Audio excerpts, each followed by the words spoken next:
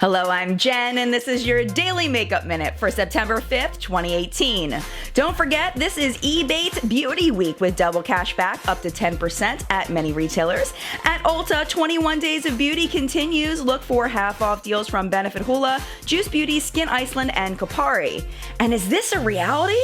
Yes, it is. The Urban Decay Naked Cherry is not just a palette, it's a full collection. First, take a look at the upcoming palette. These lip shades will also be a part of the group. Pencils and a face palette round out the makeup. And this special scented all-nighter finishes it off. We've also heard rumors and seen trademark filings for upcoming lines called Naked Honey and Naked AF, so stay tuned. And finally, today, L'Oreal will publish the details about their collab with designer Isabel Marant.